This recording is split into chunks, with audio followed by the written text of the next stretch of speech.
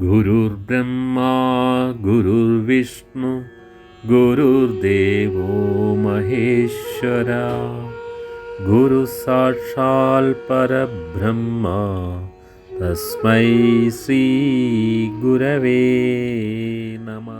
എല്ലാ സൃഷ്ടിയും അത് ചൊല്ലുമ്പോഴാണ് നമ്മൾക്ക് തെറ്റുകള് അല്ലെ. നമുക്ക് എങ്ങനെയാണ് നമ്മൾ പുസ്തകം നോക്കാറില്ല. കാരണം എന്താണ്, ടാങ്കിന്ന് കിട്ടി, ടാങ്കിന്ന് ടാപ്പിലേക്ക് വന്നു, അടുത്ത ടാങ്കിന്ന് അടുത്ത ടാപ്പിലേക്ക് കൊടുത്തു. ഇതിങ്ങനെ തലമുറ തലമുറ കൈമാറി കടാതെ ഞങ്ങൾ സൂക്ഷിക്കും എന്ന് പറഞ്ഞ പോലെ പുസ്തകമൊന്നും ഇരുന്ന് വായിക്കുന്നില്ല. കാരണം കാണാതറിയാലോ, നേരത്തെ തൊട്ട് ഇങ്ങനെ കേട്ടതാണല്ലോ. അപ്പൊ അത് കാരണം നമ്മൾ ഇതിനകത്ത് പുസ്തകത്തിൽ ഇതെങ്ങനെയാ എഴുതി വെച്ചിരിക്കുന്നതെന്നൊന്നും നോക്കത്തില്ല. നമ്മൾ അത് വെച്ച് നമ്മൾ പഠിച്ചുവിടും. നീയല്ലോ സൃഷ്ടിയും അല്ലെ, സൃഷ്ടാവായതും സൃഷ്ടിജാലവും, നീയല്ലോ ദൈവമേ സൃഷ്ടിക്കുള്ള സാമഗ്രിയായതും. ഇങ്ങനെയാണോ ചൊല്ലേണ്ടത്? അല്ല. നീയല്ലോ സൃഷ്ടിയും സ്രഷ്ടാവായതും സൃഷ്ടിജാലവും. സൃ സ്ര സൃ ഇതങ്ങനെയല്ല, ഒറ്റ ഇതാ, എല്ലാത്തിനും ഒറ്റ ഇതാണ്. എന്താണ്, ഒരേ ചിഹ്നാണ്. നീയല്ലോ സൃഷ്ടിയും സൃഷ്ടാവായത് സൃഷ്ടിജാലവും. അങ്ങനെയല്ല കേട്ടോ. സൃഷ്ടി ചെയ്യുന്നവൻ ആരോ അവൻ സ്രഷ്ടാവ്. നീയല്ലോ സൃഷ്ടിയും, ഈ സൃഷ്ടിയായിരിക്കുന്നത് നീ തന്നെയല്ലേ. നമ്മൾ പറഞ്ഞു മീനായതും മാനായതും അല്ലേ, നഖമായതും ഖഗമായതും എല്ലാം ആയിട്ടിരിക്കുന്നത് ഈ ഞാനായതും നീ തന്നെയാണ്. ഇപ്പൊ സർവചര അച്ചരങ്ങളായിരിക്കുന്നതും ആര് തന്നെയാണ്? ഈശ്വരൻ തന്നെയാണ്. നീയല്ലോ സൃഷ്ടിയും, നീ എന്താണ് സ്രഷ്ടാവായതും. ഈ സൃഷ്ടികളെയൊക്കെ അല്ലെങ്കിൽ ഈ കാണുന്നതിനെയൊക്കെ ഇവിടെ സൃഷ്ടിച്ചതാരാണ്? ഇവിടെ ഇതിനെയൊക്കെ ഇങ്ങനെ ആക്കി വെച്ചതാരാണ്? നീയല്ലേ. ഇപ്പൊ സൃഷ്ടി ചെയ്യുന്നവൻ ആരോ അവൻ സ്രഷ്ടാവ്. നീയല്ലോ സൃഷ്ടിയും സ്രഷ്ടാവായതും സൃഷ്ടിജാലവും, ഈ സൃഷ്ടികളുടെ കൂട്ടമായിരിക്കുന്നതും. ജാലം കൂട്ടം, സൃഷ്ടിജാലവും ഈ സൃഷ്ടികളുടെ കൂട്ടമായിരിക്കുന്നതും. അതായത് മനുഷ്യര്, ഉരകങ്ങള്, പക്ഷിമൃഗാദികള്, വൃക്ഷലതാദികള്, ചരം അച്ചരം എന്നിങ്ങനെ ഇതിന്റെ ഒക്കെയും കൂട്ടമായിരിക്കുന്നതും ആര് തന്നെയാണ്? നീ തന്നെയാണ്. ഇപ്പൊ ഈശ്വരനിൽ നിന്ന് ഭിന്നമായിട്ട് എന്തെങ്കിലും ഇവിടെ ഉണ്ടോ? എന്തെങ്കിലും ഉണ്ടോ? ഈ കാണാവുന്നതൊക്കെ എന്ത് തന്നെയാണ്? ഈശ്വരൻ തന്നെയാണ്. നീയല്ലോ സൃഷ്ടിയും സ്രഷ്ടാവായതും സൃഷ്ടിജാലവും, നീയല്ലോ ദൈവമേ സൃഷ്ടിക്കുള്ള സാമഗ്രിയായതും. ഇനി നമുക്കറിയാം, ഒരു സാധനം നമുക്ക് ഉണ്ടാക്കണമെങ്കിൽ അതിന് നമുക്ക് അസംസ്കൃത പദാർത്ഥങ്ങൾ വേണം അല്ലേ, വേണ്ടേ? ഇപ്പൊ പുട്ടുണ്ടാക്കണമെങ്കിൽ, നിസ്സാരമായിട്ട് പുട്ടുണ്ടാക്കണമെങ്കിൽ നമ്മൾ മാത്രം മതിയോ? പുട്ടുണ്ടാവുമോ? ഇല്ല. പുട്ടുണ്ടാക്കണമെങ്കിൽ പുട്ടിന്റെ അസംസ്കൃത പദാർത്ഥം എന്ന് പറയുന്നത് എന്തൊക്കെയാണ്? ഉപ്പ് വേണം, വെള്ളം വേണം. ഉപ്പും വെള്ളവും മാത്രം പോരാ, കശക്കാൻ പൊടി വേണം. പിന്നെന്താണ്? പീര ഉണ്ടാവണം. ഇത്രക്കല്ലേ ചേർക്കാറുള്ളൂ? ഇത്രയൊക്കെയല്ലേ? ആണോ? ഇല്ലേ? എന്ന് പറഞ്ഞതുപോലെ അസംസ്കൃത പദാർത്ഥം. ഇപ്പൊ നമ്മളവിടെ പുട്ടുണ്ടാക്കിയപ്പോഴത്തേക്കിന് അവിടെ പുട്ടുണ്ടാക്കിയ ഒരാള് അതിന് അസംസ്കൃത പദാർത്ഥമായിട്ട് തേങ്ങ അല്ലേ, പിന്നെ അത് കഴിഞ്ഞപ്പോ കിട്ടിയൊരു സാധനം എന്ന് പറയുന്ന പുട്ടെന്ന് പറയുന്നതാണ് ഒരു സാധനം, നീണ്ട ഒരു സാധനം ഇല്ലേ, ഒരു പുട്ട. അതെ അതെ, എന്താണ് അത് കിട്ടി ഇല്ലേ. അതുപോലെ തന്നെ നമുക്കറിയാം, ഭിത്തി ഉണ്ടാക്കുവാനായിട്ട് അസംസ്കൃത പദാർത്ഥമായിട്ടിരിക്കുന്നത് ഇതിനകത്ത് എന്തൊക്കെയുണ്ട്? മണ്ണുണ്ട് ഇല്ലേ, സിമെന്റ് ഉണ്ട്, വെള്ളമുണ്ട് ഇല്ലേ.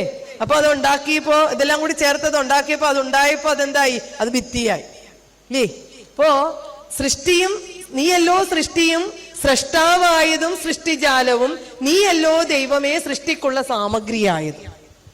ഇവിടെ ഈശ്വരൻ ഒരു സൃഷ്ടി നടത്തുമ്പോ സൃഷ്ടിയായിരിക്കുന്നതും സ്രഷ്ടാവായിരിക്കുന്നതും സൃഷ്ടിച്ചതിന്റെ കൂട്ടമായിരിക്കുന്നതും അതിനുവേണ്ട അസംസ്കൃത പദാർത്ഥമായിരിക്കുന്നതും ഒന്നാണ്.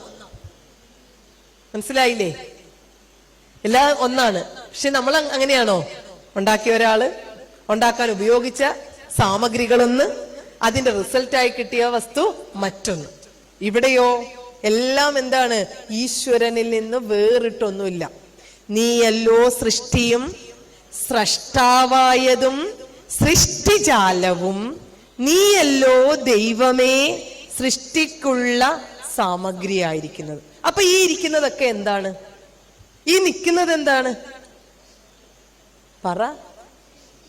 അതൊക്കെ ദൈവദശകം ചുമ്മാ പോവുകയാണോ എന്ന് അറിയണ്ടേ. ഈ നിൽക്കുന്നത് എന്താണ്? ആ സൃഷ്ടി.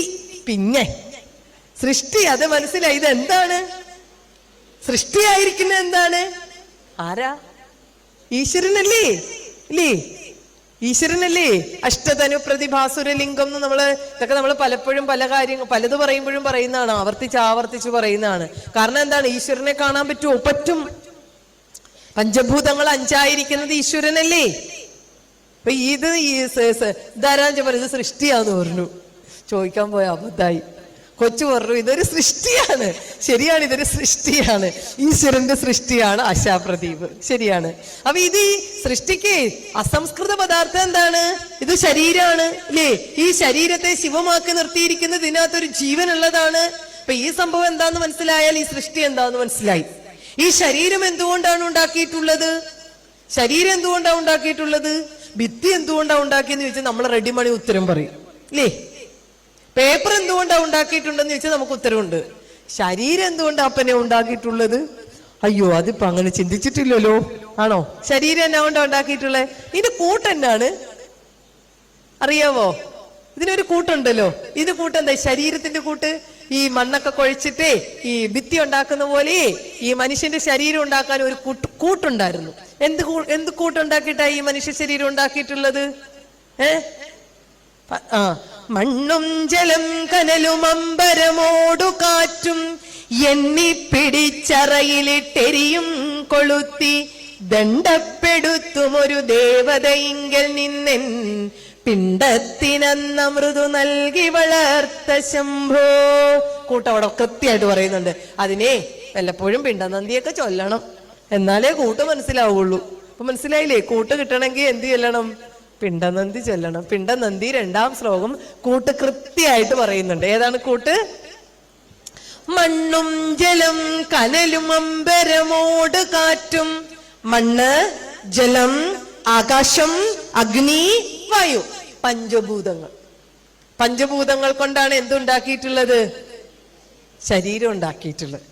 നമ്മൾ വലിയ എന്റെ ശരീരം എന്നും കുളിപ്പിക്കുന്നു, പൊട്ടു തൊടുന്നു, സൗന്ദര്യം വെപ്പിക്കുന്നു അല്ലേ?